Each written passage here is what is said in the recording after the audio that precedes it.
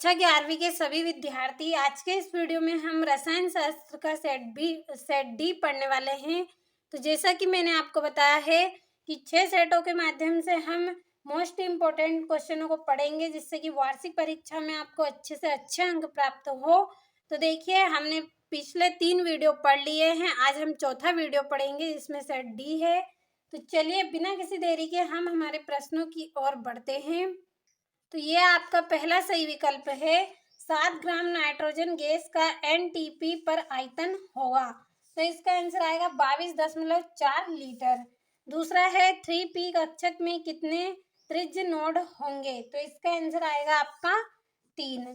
तीसरा है निम्न में से किसमें सर्वाधिक सहसंयोजी गुण होते हैं, तो इसका आंसर आएगा आपका MgCl2। और चौथा है निम्नलिखित में से कौन सा हाइड्राइड इलेक्ट्रॉन परिशुद्ध हाइड्राइड है, तो इसका आंसर रहेगा आपका चौथा का CH4।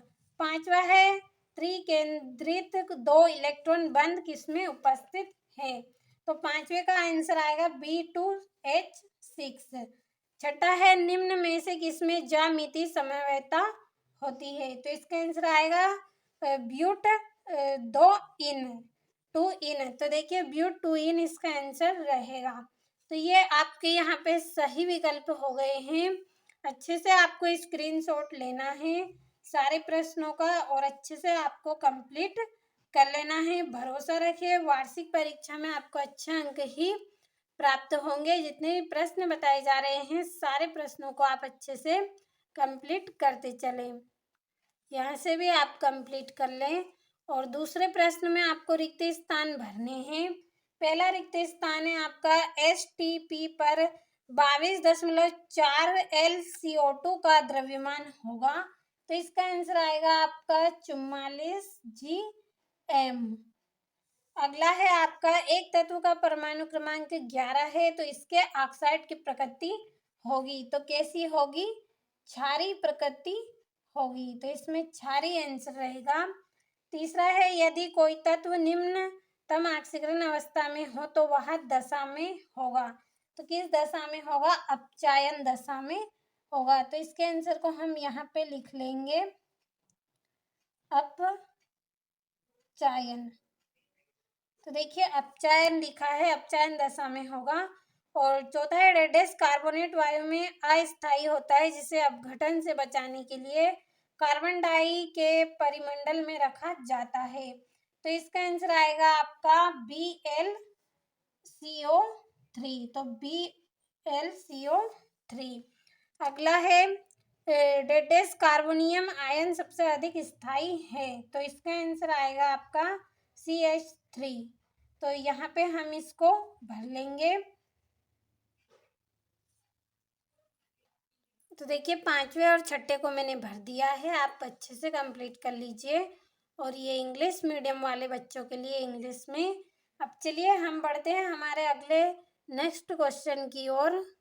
तो ये आपकी पहली जोड़ी रहेगी मोलरता, तो इसका आएगा मोल अपन एल यानी कि लीटर, तो ये आपकी पहली जोड़ी। दूसरी है सबसे अधिक आयनिक त्रिज्या, तो इसकी जोड़ी रहेगी आपकी, देखिए C4, ये आपकी दूसरी है। तीसरी है जल में कठोरता, तो तीसरी जोड़ी आपकी रहेगी Ca2+, ये आपकी तीसरी जोड़ी रहेगी।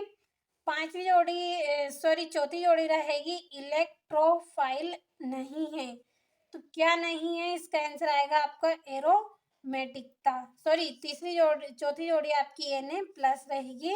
और हकल का नियम, ये आपकी पांचवी जोड़ी रहेगी एरोमेटिकता। तो आपको अच्छे से कंप्लीट कर लेनी है।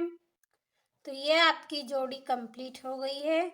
और चौथा प्रश्न है एक वाक्य में उत्तर, तो देखिए इनके आंसरों को आपको ही कंप्लीट करना है, तो आप अच्छे से कंप्लीट कर ले सारे प्रश्नों को। और ये आपका पांचवा प्रश्न है जिसमें आपको सत्य असत्य करने हैं।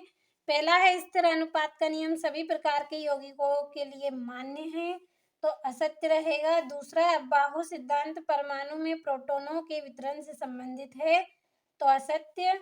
और तीसरा है पी ब्लॉक तत्वों का बृहत्तम कक्ष विन्यास केवल NS2P हो सकता है, तो इसका आंसर आपका असत्य रहेगा।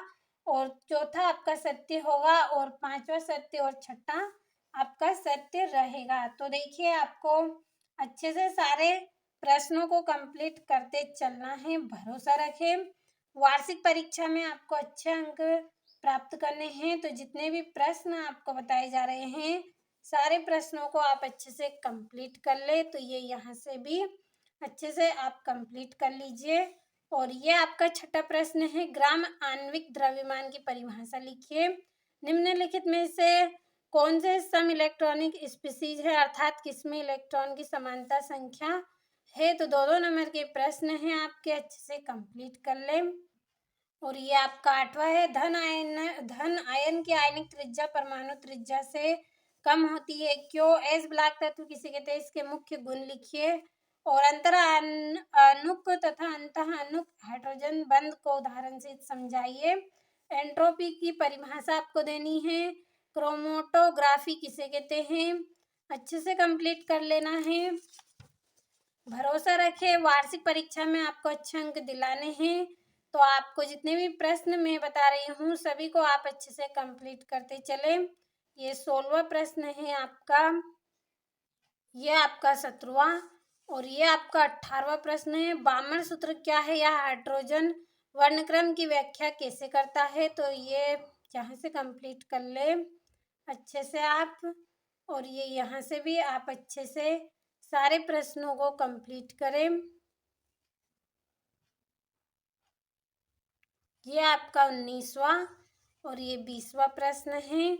तो देखिए सारे प्रश्नों को आपने अच्छे से स्क्रीनशॉट लिया होगा, भरोसा रखें अच्छे से कंप्लीट कर लें।